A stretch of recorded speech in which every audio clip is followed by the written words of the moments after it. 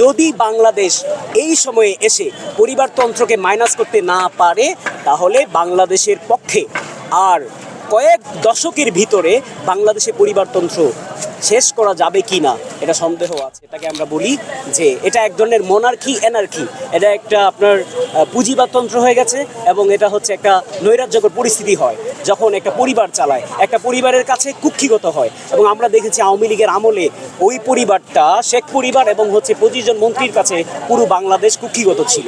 এবং আজকে আমরা দেখছি বিভিন্ন স্ট্যান্ডগুলো একটি পরিবারের কাছে কুক্ষিগত হচ্ছে। একটা পরিবার বলতে এই পরিবার করছে এরকম না, ওই পরিবারকেই তারা সাপোর্ট করছে যে না, জিয়া পরিবারই শুধুমাত্র বাংলাদেশের রাজনীতি করবে। আমরা মেজর জেনারেল জিয়াউর রহমানকে অনেক শ্রদ্ধা করি, কিন্তু এর মানে এই না যুগের পর যুগ ধরে উনার স্ত্রী করবে, উনার স্ত্রীর পর উনার ছেলে করবে, আবার তারেক রহমানের ছেলে করবে বা মেয়ে করবে, কিংবা তারেক রহমানের স্ত্রী করবে রাজনীতি। এটা আমরা কখনোই বিশ্বাস করি না। আমরা বিশ্বাস করি বাংলাদেশের একটা চরাঞ্চল থেকে উঠে আসা একটা কিংবা বঙ্গোপসাগরের একটা দ্বীপ থেকে উঠে আসা একটা সন্তান, যে একটা মেধাবী বাংলাদেশকে একটা উন্নয়নের একটা ঊর্ধ্বশিখরে নিয়ে যাবে। এবং শুধু উন্নয়ন বলতে একটা দেশ না, একটা দেশের স্বাধীনতা সার্বভৌমত্ব ঠিক থাকবে।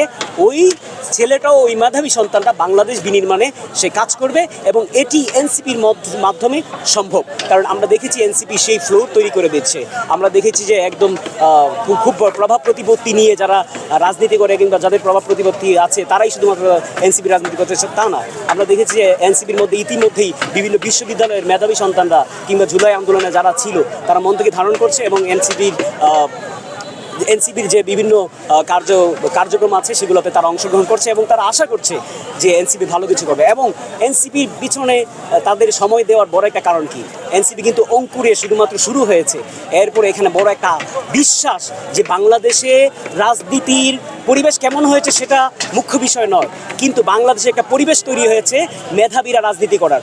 বাংলাদেশকে যারা সুশিক্ষিত সমাজ, তারা বাংলাদেশকে একটি আপনার সুপরিকল্পিত একটি রাষ্ট্র হিসেবে গঠনের একটি সুযোগ এসেছে।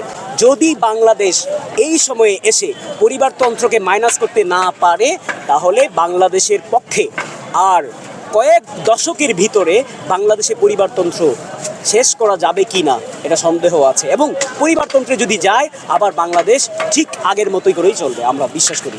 অতএব আমরা চাই যে এনসিপির মতো একটি দল বাংলাদেশে ক্ষমতায় আসুক এবং তারা বাংলাদেশের দায়িত্ব নিক। দায়িত্ব নিলে এখানে আপামর জনসাধারণ একদম নিচু শ্রেণী থেকে উঁচু শ্রেণী পর্যন্ত সকল মানুষ রাষ্ট্রের দায়িত্ব, যারা রাষ্ট্রের দায়িত্ব বুঝে এবং পালন করতে পারবে, তারা এই দায়িত্ব নিতে পারবে বলে আমরা এই বিশ্বাস